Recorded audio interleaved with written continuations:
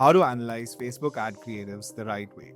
Most teams know which of their Facebook ads has the best ROAS or the lowest cost per conversion, but they have no idea if it was the hook, the CTA, the visual style, or the pacing of the video that actually drove that result.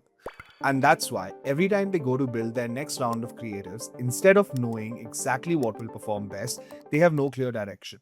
After tagging and analyzing thousands of ad creatives at Segwise, today I'm going to show you step by step how to analyze your meta ad creatives the right way. I'll walk you through what tools to use, how to read the data, how to properly diagnose what's working and what isn't, and how to turn that information into a brief for your next round of creatives so you can find the biggest winners every single time. Let's get into it. Why ad level data isn't enough. Right now, platforms are handling more and more of the targeting and distribution for you. Between broad audiences, Advantage Plus campaigns, Andromeda, and algorithmic optimization. So, you're not really the one deciding who sees your ads anymore.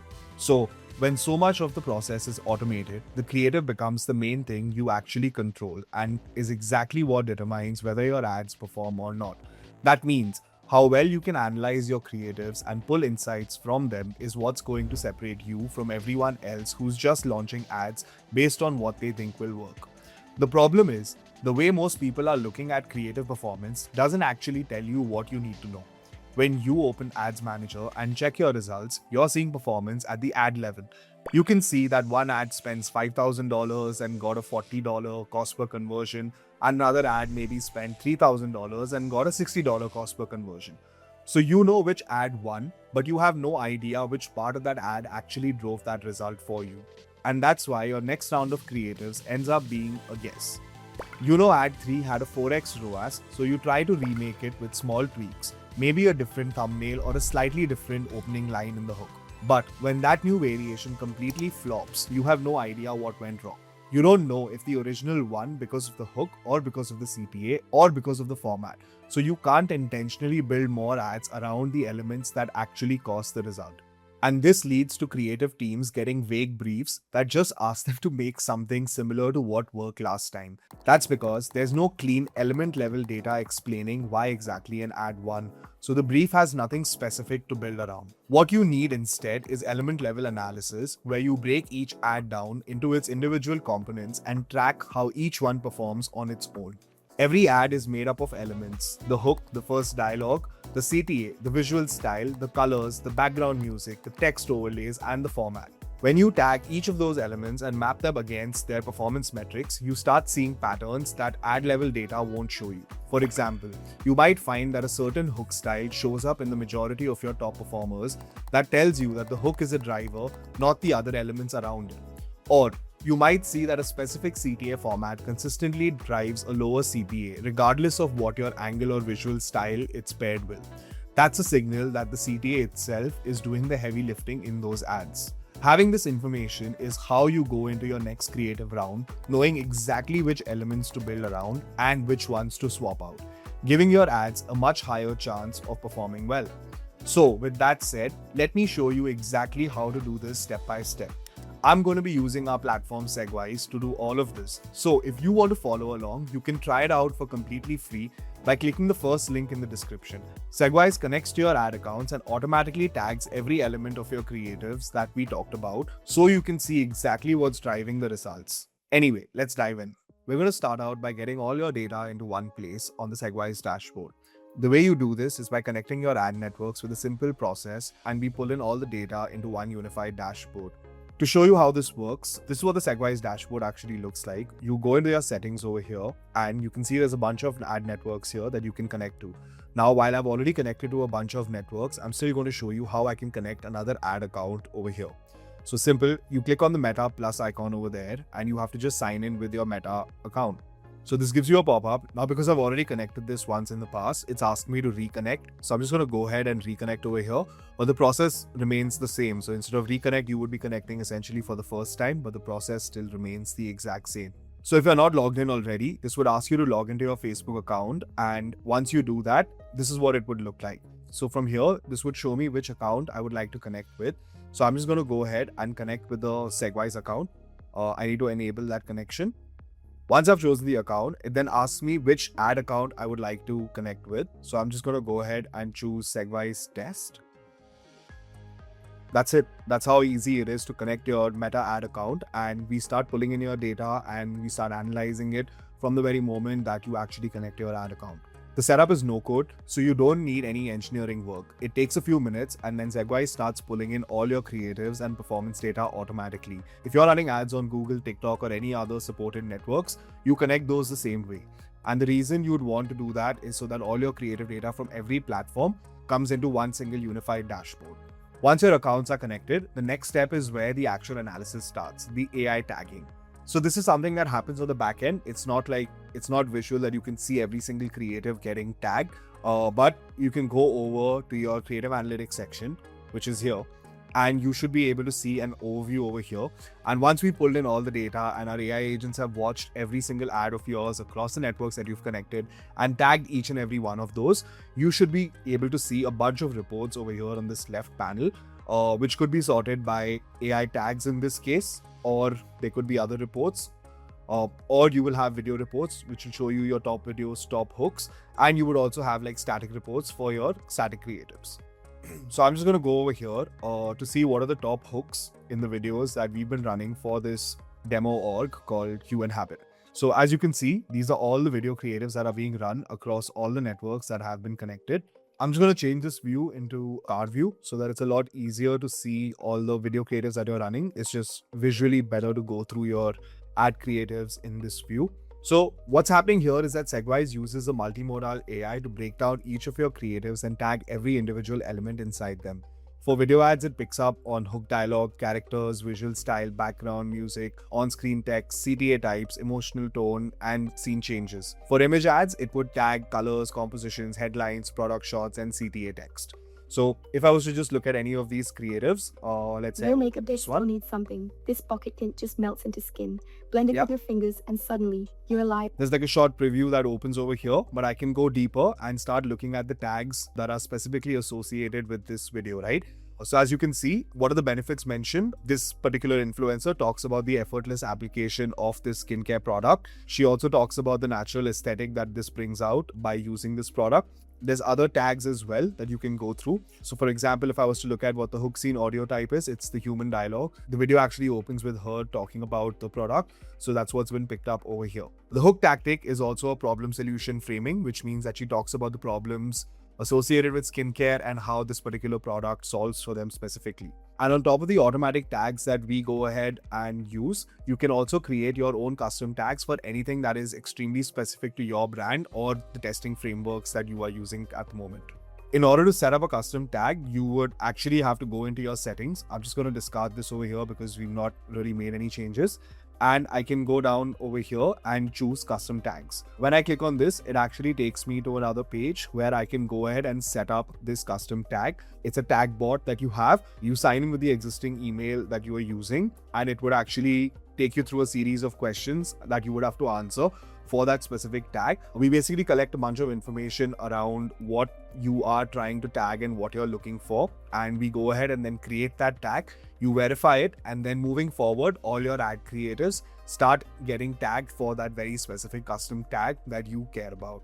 This is useful because your team probably tracks certain creative variables that are unique to how you build and test ads, and you want those in the system too, so you can measure them against the performance, just like the auto-generated tags. So at this point, your ad accounts are connected, your creatives are tagged at the element level, and your performance data is synced. Now, let's get into how you actually read all of this data. Before I show you around the platform, I want to quickly explain how I think about the metrics you'll be looking at, because there are two layers and they serve different purposes. The first layer is your primary metrics: ROAS, cost per conversion, cost per lead, whatever your main conversion metrics are. These are the numbers that tell you whether an ad is a winner or not, and they're what you use to make scaling decisions. The second layer is your diagnostic metrics: hook rate, hold rate, click-through rate, and the average video watch time. These don't tell you if an ad is a winner, but they tell you why it performed the way it did. You need both because the primary metrics show you what happened and the diagnostic metrics show you the story behind it. So let me show you how to use both of these layers inside Segwise. What you can do over here is you can filter your Facebook ad creatives by specific tags and sort your primary metrics to find which elements keep showing up in your top performers. So over here specifically, I've picked the hook tactics because that's what I want to look at. And I'm going to filter this out for meta because that's what we're doing here. So I'm going to just go ahead and select ad network and I'm going to choose this as meta. And now what you can see is that there are three primary hook tactics that are being used in the creatives that we're running on Meta, which is promotional offer presentation, personal testimonial, and direct product presentation. If you actually go ahead and select these tags, you can also see the creatives that are within each of these tags. Over here, you get to see all the metrics that we spoke about. So you have your CTR, you have your CPM, you have hook rate, you have hold rate, you have through play percentage. And let's say my primary conversion metric over here is going to be installs because this is a beauty app. And if I do that, then now I can see what is the installs for each of these tags. As you can see, 243 over here is associated with promotional offer presentation. So what this means is that every time we have a creative that has some sort of a promotional offer, the installs tend to be high. And you can see over here, it's almost 3x of the second highest performing hook tactic that we're currently using. Or you could even filter out by CTA type and see which CTA format consistently drives a lower CPA or a cost per conversion, regardless of what angle or visual style it's paired with. Now, once you know what's working, the next part is finding out what's not working, because that's the other half of doing your analysis right. And when you pair your diagnostic metrics with your element tags, you can pinpoint exactly where an ad is falling apart and what needs to change. So let me show you what that looks like now. So for this particular example, I'm going to go and show you the hook visual format report over here. This has already been filtered out for Meta. So as you can see, there are typically two hook visual formats that we are running in these Meta ad creatives, which is the UGC direct address or the polished product focus. Pretty self-explanatory. One is a UGC type of creative and the other is a product focused creative. So that's the hook visual format that most of our creatives get bucketed into. These are some of the networks that are associated with it. You can clearly see the hook rate for these, the hold rate and the through play. And I've also already added the installs for these hook visual formats. So if you see a low hook rate, that's telling you that the first few seconds aren't stopping people. They're not going to look at your ad. So over here, we actually have pretty good hook rates for both these categories. Both are somewhere in the 40% mark, a little short of 50%, which is actually really good. I would say a good hook rate is somewhere around 30 to 40%. These ads are actually outperforming the average hook rate that is expected from D2C brands on Meta. The hook rate is about how people stop scrolling, and hold rate is how much of the video they actually go ahead and watch. So as you can see, even though this particular style, which is the UGC one, has a higher hook rate, the hold rate tends to be slightly lower than the product focused shots. So what you would do over here is you would try to change up the body of your ad, which would be maybe the benefits you're talking about or the problems the user is facing. And those are the kind of components you would then try to move around or look at the different tags over here for benefits or problems, and then try to figure out what's working and then start pairing in the high performing problem and benefits with the higher hook rate variables. So like I said, a low hook rate means your opening visual, your opening line or your text overlay isn't doing enough to make someone pause. And because you have the element level tags in Segwise, you can look at which specific hook styles have higher hook rates across your account. So instead of guessing what to try next, you can see which hook formats are already performing and build from there. If your hook rate is solid but your hold rate drops off, the problem is in the middle of the ad. With the element level tags, you can isolate what's different about the ads that hold attention versus the ones that lose people after the hook. Maybe it's a pacing difference, a different visual style in the body, or a different way the value proposition is delivered. So as you can see over here, 47.84% is the hook rate for the UGC hook visual format, but the hold rate on that is slightly lower at 7.23%. So you would actually now go and look at your problem and benefit tags and see if there is something over there within these ads that is contributing to that. And if you find what that is, you would ideally want to replace it with the high performing problem or benefit tags, or maybe even the pacing if that's what is causing this to happen. Like I said, since you have this data down to a single creative variable, you will be able to isolate these elements and figure out what's working and what's not working in your creatives, and then brief your next iteration on the basis of this data. Similarly, if you see that a particular variable has a higher hold rate at 8.38%, but for some reason it has a lower CTR, which is 4.36%, then maybe the CTA is the problem and you would want to go into your CTA tag and see what are the different kinds of CTAs. Or you can even come over here and open your creative, look at the tags associated with it and what are the CTAs that go with it. So if I come over here, I can then look at this particular creative and I could open it and then try to figure out what are the other tags over here that are causing this in my creatives. What's cool about Segwise is that you can compare CTR across different CTA formats and see which ones are actually driving clicks. So you get a direct answer on what CTA approach to use in your next round of creatives. And if people are clicking but not converting, the problem might not be the creative at all. In that case, it's probably the landing page that people are landing up on, and there's some sort of a mismatch in terms of what you are communicating in your ad and what's being communicated on the landing page. Maybe the offer doesn't line up, maybe the commitment doesn't line up, maybe the visuals don't line up. It could be a bunch of factors, but that's the next level of analysis you would then get into if your CTR is high but your conversions are low. So now you've found your winning patterns and diagnosed where your underperformers are breaking down.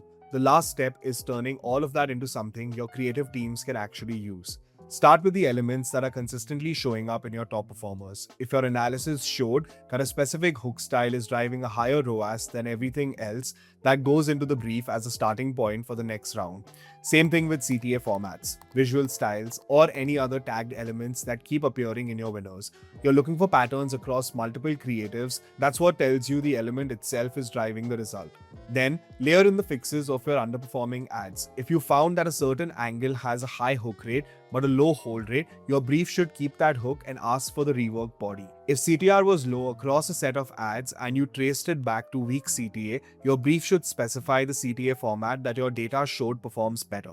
So let me show you what a data-backed creative brief actually looks like. So over here, I just need to go on this tab over here and I can see the different video suggestions that have been made on the basis of the creatives that I'm already running. So let me just open this one.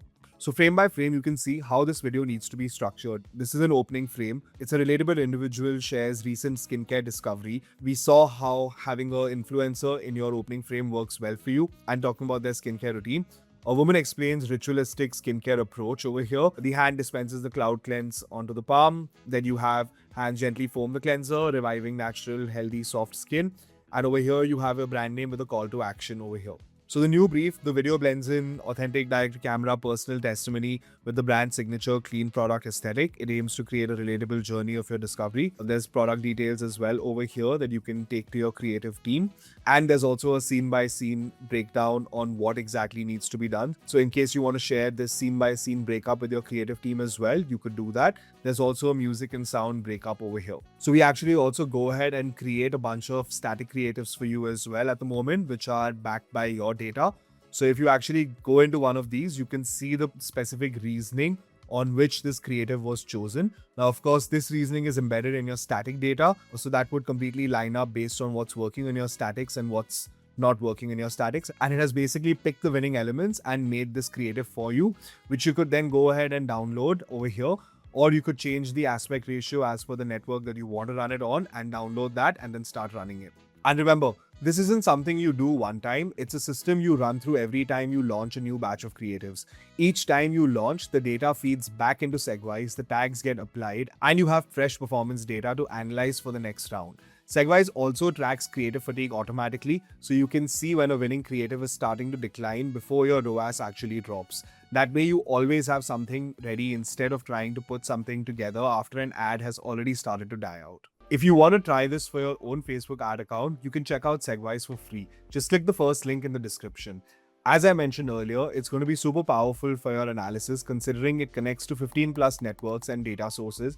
It automatically tags every element of your creatives as well as any custom tags you want and shows you exactly which of these elements are driving your best ROAS so you know what to build for your next round of Facebook ads. Once again, the link will be at the top of the description right below this video. And if you want a close look at what type of hooks are actually working best right now, then check out this video next.